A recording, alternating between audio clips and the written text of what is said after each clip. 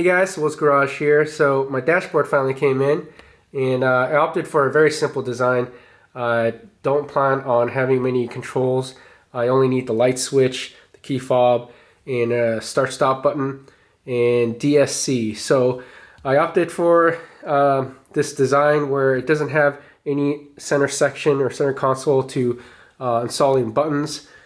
It's very lightweight. It's carbon fiber, as you can see. And actually curious how much it weighs, so I'm just gonna wait just to find out.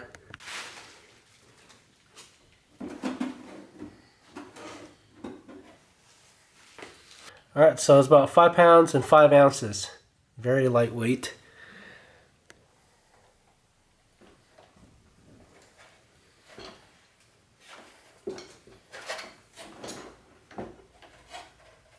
So as a comparison, the stock dash is 17 pounds. And I forgot that excludes the passenger airbag. So if you want to include the passenger airbag, which is mounted to the dashboard, the airbag's additional 4 pounds. So the other dashboard related trim,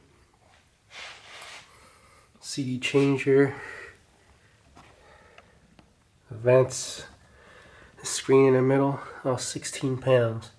Here's the glove box and cup holders, 5 pounds. Here's the heater core, HVAC unit, 18 pounds. Alright, so I have the stock dashboard flipped upside down right now, and I noticed there are 4 tabs, as you can see, and from what I can tell, these key directly into the front cage here, and then those connections right there. So what I'm going to try to do is I'm going to try to separate this from the dash just to keep the mounting points, and then maybe epoxy it onto the carbon fiber dash to make it fit. I tried separating it so far with a screwdriver, and it looks like it's working. I'm just going to do it really slowly. Kind of hard to show you with one hand right now, but as you can see, I did start separating it a bit. So I'm just going to work on this and see how it goes. A few moments later. Alright, so as you can see here, I pried off the top layer of the dash. This is the section that's closest to the windshield.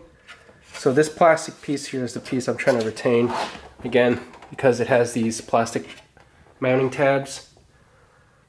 The thing is, this piece is a large piece that extends all the way down. As you can see, it extends all the way down to the center console area. And I don't need this piece anymore. I just need the front section for the tabs. So I'm gonna attempt to cut just the front section out right here, so I can just retain the piece with the tabs.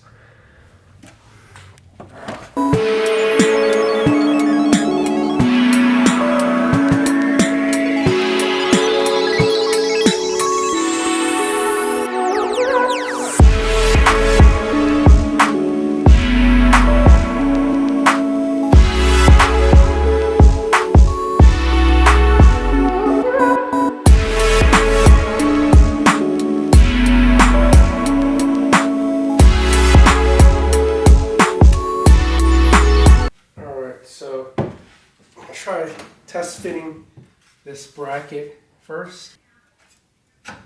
Alright. Nice.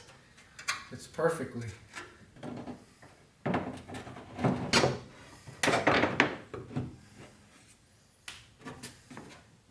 Alright, so I'm in the process of mocking up the mounting frame. This is what it looks like. So the fitment of this carbon fiber dash seems pretty accurate. I can't say that for sure yet until I'm done, but it matches up exactly with the edges here, as well as the edge on the front section. So here's what it looks like. I'm going to epoxy just using JB Weld.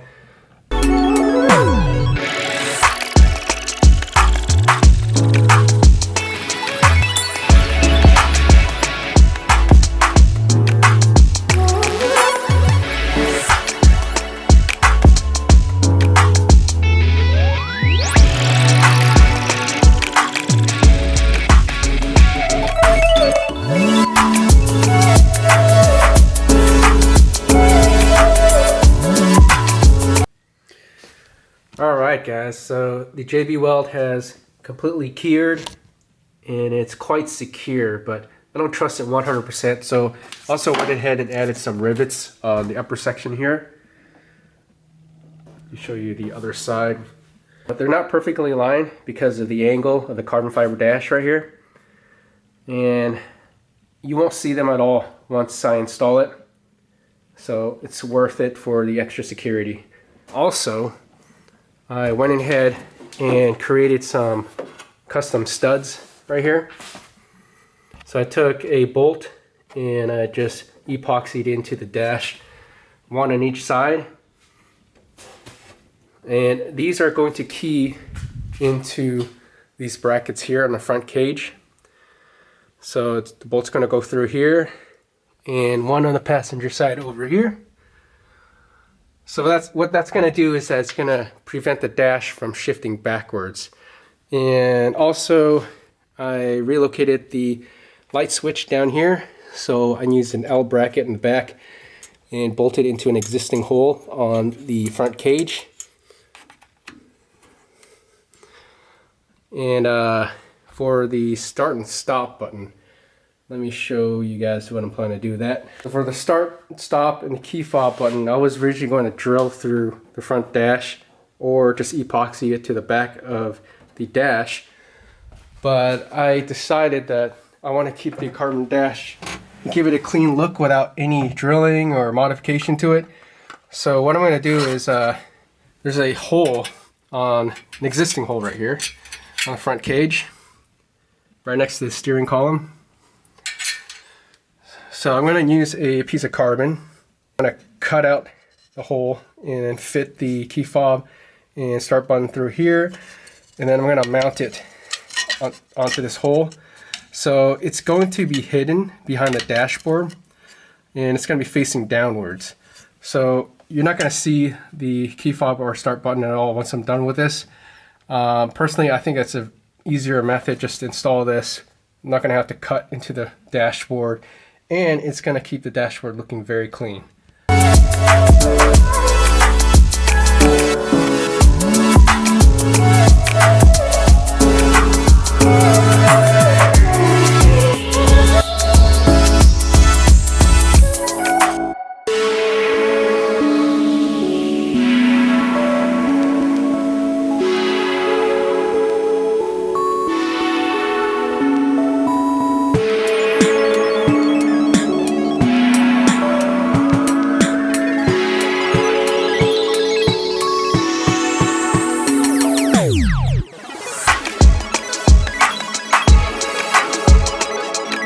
So all that's left now is to cut open this hole for the cluster gauge, which I think is going to be the most challenging part. As you can see, the stock hole right here for the cluster gauge is a very specific shape. So I'm going to try to mimic this as close as possible and see how it goes. One eternity later. Alright, I knew this was going to be difficult, but it's even more difficult than I thought. Okay, so this hole is tapered and the tolerances are really, really low. So I cut the hole out and kept on test fitting the cluster and kept on removing material as I went along. And it's just gotten to the point where if I remove more material, the shape of the dashboard is going to be altered. So here's what it would look like if the top's aligned. The thing is, if the top's aligned and the bottom is totally out of position, I'm just gonna have to find a way to mount this cluster now and minimize the damage. Alright, so here's what it looks like now. And now that I've finished it, I realized there's no way this cluster would have fit in the carbon dash hole to begin with, because the hole on this is much smaller than the original one. As you can see how the top section lines up, but yet the bottom is extremely recessed. So there's simply just not enough room, but I tried. Not happy with the result, but you know, it is what it is. Oh, and by the way, I got the top screws to fit in OEM style because I broke off a piece of the old dashboard and epoxied it to the carbon dash. I'm not doing the wire thinning yet. Eventually I'm going to get to it. To be honest, I don't really look forward to doing this. If anybody is willing to do this for me, please let me know. Alright, so here's what it looks like fully installed. Pretty much what I expected. Looks pretty clean despite this botched cluster right here. This is the only thing I'm not happy with, but other than the cluster, I'm happy with everything else.